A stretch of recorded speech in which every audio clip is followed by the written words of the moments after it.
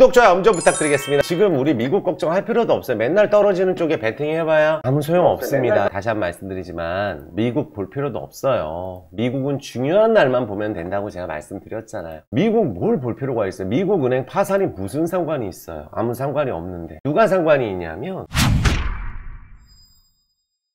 자, 그러면은 우리가 이렇게 한번 볼게요. 미국 지수 보면서 우리 CPI 때 제가 뭐라 그랬는지 보시면은 이런 거를 맞추는 게 얼마나 어려운지 많은 분들은 모르세요. CPI 때 라이브 때마다 이거를 보면은 여기 CPI 라이브 있잖아요. 같이 박수 치면서, 심지어 그쵸? 이미 아프리카도 그렇고 그게 고금리 심지어 12,000, 11,000원 와서 지금 여기서 올라간다고 얘기했더니 벌써 나스닥 여기에요. 작년에 그래서 여기서 얘기하고 나서 보면은 뭘 알아야 돼? 아무 상관이 없다고 얘기했어요. CPI도. 그래서 같이 박수 치면서 우리가 진행했죠. 이때 12,200에서 11,100이에요. 200이에요. 미국은 이제 문제가 안 돼요. 아시겠어요? 집값이 떨어져도 상관없다. 어제 미국 올랐는데 우리나라 올랐나요? 좋은 게 아니라 그랬죠. 그래서 요 CPI 라이브 보시면은 지금 우리 미국 걱정할 필요도 없어요. 맨날 떨어지는 쪽에 베팅 해봐야 아무 소용 없습니다. 다시 한번 말씀드리지만 미국 볼 필요도 없어요. 미국은 중요한 날만 보면 된다고 제가 말씀드렸잖아요. 미국 뭘 볼 필요가 있어요. 미국 은행 파산이 무슨 상관이 있어요. 아무 상관이 없는데. 누가 상관이 있냐면 우리가 하방 쪽으로 몰빵을 쳐놓고 한 분들한테는 상관이 있어요. 망했거든 또. 보세요. SQQQ 어떻게 됐나. 요새 말 안 할걸요? SOXS 해가지고 우리 폐가망신 해가지고 이거 뭐 여기서부터 엄청 추천이 나왔죠. 9만원짜리가 18,000원 됐네. 그러면 이제 내 돈 다 날라갔네. 또 이거 떨어지는 쪽에 이미 많이 떨어졌다고 여기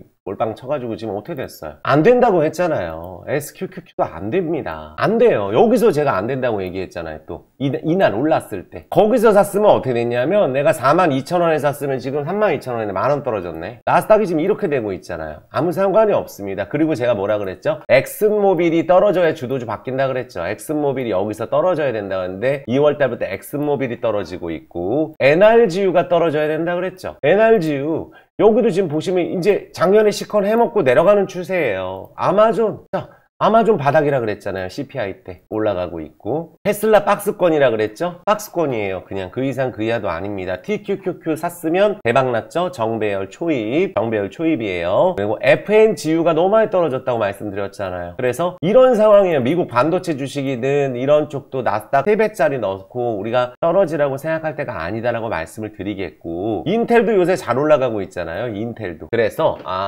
애플 한번 볼까요? 애플도 마찬가지고 미국 증시에 대한 걱정보다는 우리가 앞으로 어떤 일이 있을 건지에 대한 생각을 해보고 앞으로 어떻게 진행될 건지에 대한 부분들이 중요해요. 자, 보겠습니다. 미국 증시 지난 주말에 여러 가지 일들이 있었는데 0.4% 올라줬어요. 그리고 나스닥 안 떨어졌죠? 월봉 보세요. 나스닥은 여기서 이제 한 13,000에서 14,000 가면은 이 라인 가면 어떻게 되냐면, 만약에 나스닥 여기서 한 번 더 급등하게 되면은 여기 추세 타면은 이게 상당 부분 오랫동안 유지가 될 수가 있어요. 그러면은 하방 쪽 넣은 분들은 반토막 뭐 SQQQ는 넣은 사람 반에 반토막 나고 시작하는 거거든요. 하방 쪽은 지금은 우리가 관망을 하는 게 맞고 주식이 떨어질 것 같으면 현금 보유를 하는 게 맞지 그쪽에 우리가 베팅할 때는 아니다 라고 말씀을 드릴게요. 이해되셨어요? 그 다음에 이 기사를 볼게요. 환율 같은 경우도 0.7% 지금 오르기는 했지만 이제 1,320-130원 갔다가 1,200에서 다시 하락 추세로 내려갈 가능성이 매우 높다고 저는 보고 있습니다. 환율 같은 경우도 보면은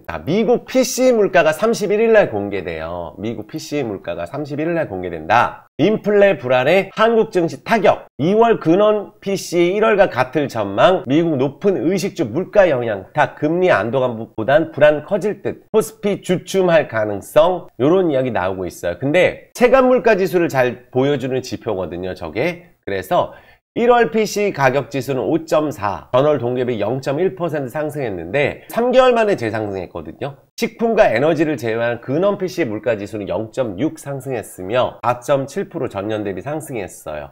그래서 이게 좀처럼 떨어지지 않으면서 이게 좀 떨어져야 되는데, 실리콘밸리 파산 이후에 은행 리스크가 확산될지, 여기는 미국 같은 경우에 이 은행에 대한 리스크는 걱정 안 한다고 얘기했잖아요. 그쵸? 그래서 반도체 수출을 비롯한 산업 정책과 지정학적 리스크 등의 해답이 향후 증시 방향을 결정낸다. 그래서 아직 답이 보이지 않아서 확인의 시간이 필요하다. 이렇게 말을 하고 있어요. 그래서 이것도 사실 큰 의미는 저는 없다고 보고 있어요. 지금 미국이 어떤 부분이 이제 나올 거냐면, 미국이 이제 우리가 근원 물가도 그렇고 앞으로 CPI가 7월 8월 되면 제가 3% 90%대로 내려간다고 제가 말씀을 드렸잖아요. 거의 그렇게 될 거예요. 그렇게 되는데 상업용 부동산 시장이 앞으로는 리스크가 될 거다. 월가에서는 미국 금융부분 리스크 다음 상업용 부동산 시장이다. 그래서 사실 이제 부동산이 미국이 이렇게 꺾이지는 않았어요. 우리나라는 작년에 선조정을 받았고 미국은 저기 상업용 부동산이 아직 부동산 쪽이 꺾이진 않았는데 임금 상승 속도는 꺾였어요. 그리고 고용도 아직은 매우 좋은 상황입니다. 그래서 상업용 부동산이 떨어질 다음 주자다. 그럴 가능성이 있죠. 이제 부동산은 미국 쪽이 한번 꺾일 때가 되긴 됐어요. 그러니까 앞으로 물가지수가 계속 급하게 오를 가능성은 없다고 보는 거예요. 아시겠죠? 그리고 도이치뱅크 문제에 많은 분들이 걱정을 하시는데 은행 위기 안 끝났다. 도이치뱅크 주가 출렁. 그럼에도 불구하고 뉴욕 증시 강보학 마감했어요. 그쵸? 지금 막 도이치뱅크 얘기 나오고 SVB 사태부터 해서 뭐 큰일 났네 했지만 도이치뱅크에서는 장중 15% 떨어졌는데 한 3% 하락으로 거래를 마감했고 갑자기 터진 투자 불안감이 진정된 이유를 사람들이 도이치뱅크 최근 구조조정 이후에 적자를 벗어나서 10분기 연속 수익을 내왔다는 점을 깨달았기 때문이에요. 그래서 도이치뱅크 문제가 있었지만 또 미국 최근에 실리콘밸리 뱅크 SVB 파산 이후에 크레딧 스위스 여기 유동성 이익까지 있었었죠. 그 다음 도이치뱅크다. 그래서 SVB가 사실상 폐업을 한 지난 10일 이후에도 도이치뱅크 주가가 뉴욕 증시 기준 16% 하락을 했어요. 부도 위험 지표인 신용 CDS 프리미엄 있죠. 이게 급증한 탓이라고 하네요. 그래서 하지만 이런 부분들이 있었음에도 불구하고 미국 증시가 올라서 이 부분은 큰 악재가 되지 않는다. 그래서 크게 이 도이치뱅크 문제 때문에 큰일 났다. 이런 부분들은 미국 증시 흐름으로 봤을 때는 큰 문제가 안 됩니다. 자, 그러면 이제 우리가 여기서 집중이라고 채팅 한번 부탁드릴게요. 우리 솔직히 한번 생각을 해보자고요. 뭐가 있냐면 우리 상식적으로 최근에 코인 많이 올랐죠. 근데 우리 작년 12월 달에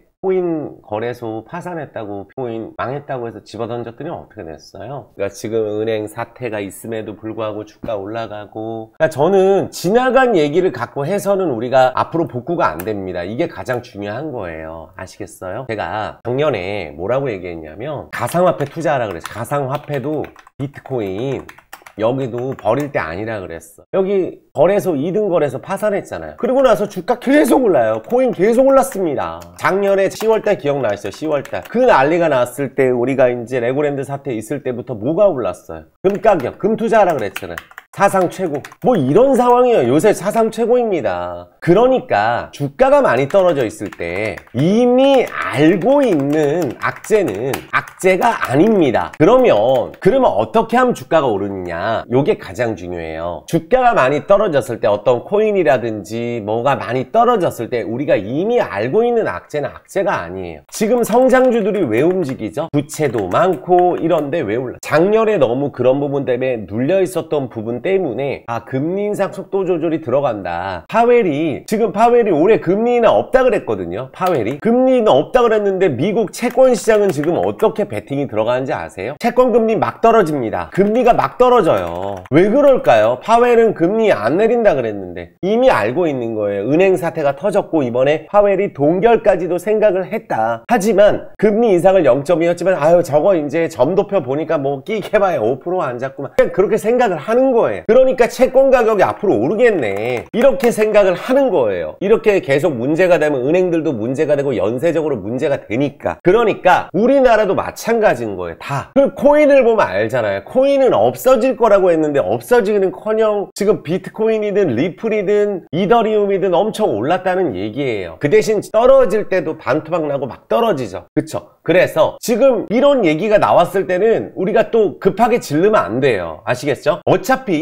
이게 우리가 작년에 무서웠던 거는 최종금리가 뭐라고 했어요? 8% 뭐 9%도 이야기하고 뭐 6%는 기정사실 뭐 이런 뭐가 기정사실이에요. 다 틀렸는데 파웰은 그럼 맞췄어요. 왜 파웰을 안 믿는지 아세요? 파웰이 작년에 6월까지만 하더라도 미국은 자연스럽게 물가가 잡힙니다. 금리를 급하게 올릴 필요가 없어요. 이렇게 얘기를 했던 게 파웰이에요. 그러고 나서 갑자기 자이언트 스텝을 때리니까 갑자기 달러가 강세가 되고 신흥국 미국 증시 완전히 말아먹고 파산한 나라 나오고, 우리나라도 마찬가지로 부채가 만약에 1억이었으면 2억 된 나라 있고 3억 되고 막 나라가 망할 것처럼 리오프닝도 안 됐어. 중국은 셧다운이었어. 지금 그런 부분들이 문제가 안 된다는 얘기예요. 근데 찍히는 거 있죠. 찍히는 거. 자 여기서 가장 중요한 게 있어요. 집중이라고 채팅 부탁드립니다. 가장 중요한 게 있어요. 뭐가 있냐면 찍히는 거, 지금 나오는 거, 실적. 요거는 지금 나와요. 아시겠어요? 이상하다. 불사조님, 부동산도 마찬가지예요. 찍히는 거, 거래가 지금 되잖아요. 가격이 떨어진 건 작년이에요. 거래가 안 된 것 뿐이야. 내가 10억짜리가 아닌데 10억에 올려놓으면 거래가 되겠어요? 송파나 문촌주공이나 송도는 거래가 많았고 대단지니까 그러니까 내려갔지만, 지금 이제서야 다른 데랑 비교했을 때 떨어진 가격에 올려놓으니까 팔리니까 부동산 떨어졌다고 하는 거지, 실질적으로 거래가 되는 거는 작년 12월 이때가 제일 무서울 때 10월 11월 달에 가장 싸게 집어 던진 게 팩트 중에 팩트입니다. 그럼 주식도 마찬가지잖아요. 작년 4분기가 중요한가요? 올해 1분기 2분기가 중요한가요? 아시겠어요? 작년 4분기 때 좋았지 않았어도 LG전자라든지 이런 기업들 보세요. 어떻게 되고 있나. 적자가 나온다. LG디스플레이도 그 얘기 나오고,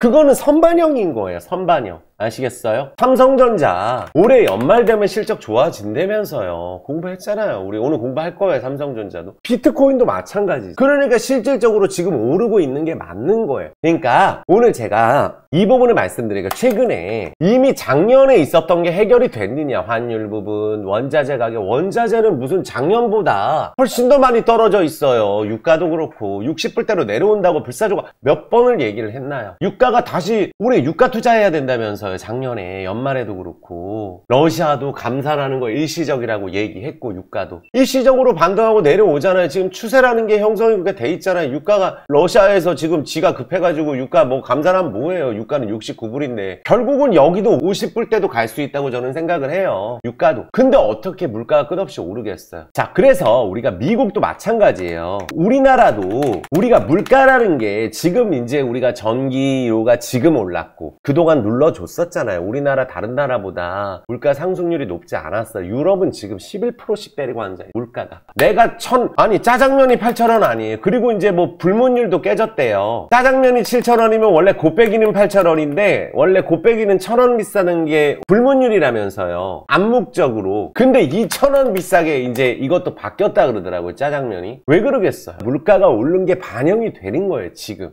근데 앞으로가 중요하잖아요. 곡물가가 지금 올라가요, 내려가요? 내려가잖아요. 원자재가 지금 올라가요, 내려가요? 내려가잖아요. 중국이 셧다운이 리오프닝이에요. 그러면 앞으로는 저런 부분들이 지금 찍히는 거고 재미는 작년에 본 거예요. 그럼 우리가 임금 상승 속도가 꺾여버리면 어떻게 되겠어요? 그러면은 당연히 물가 잡히겠죠. 원래 임금이 맨 마지막에 오르는 거라고 매일같이 말씀드리고 있습니다. 아시겠죠? 그리고 이게 리오프닝이 되게 되면 우리나라는 현재 구인난이에요. 아시겠어요? 구인난입니다. 뭐냐면은 코로나 때 다 갔어요. 한국 사람들만으로 채워지다 보니까 또 리오프닝이 급하게 되다 보니까 한꺼번에 많은 사람들을 리오프닝 구하다 보니까 가격이 올라간 거예요. 수요는 많은데 공급이 부족하니까. 그런데 이게 자연스럽게 이제 중국인들도 우리나라 원래대로 다시 오고 그럼 다시 이제 원래대로 돌아가는 거예요. 리오프닝이 되면. 그러면 이제 모든 게 원래대로 되는 거예요. 원래대로. 모든 게 원래대로 되는 과정에서 그 시간이 필요한 거예요. 반도체도 마찬가지고 메모리 반도체 가격도 마찬가지고 이제 그런 게 있어요. 그러니까 제가 항상 말씀드리는 게 피크를 찍었느냐 안 찍었느냐 그게 중요하다.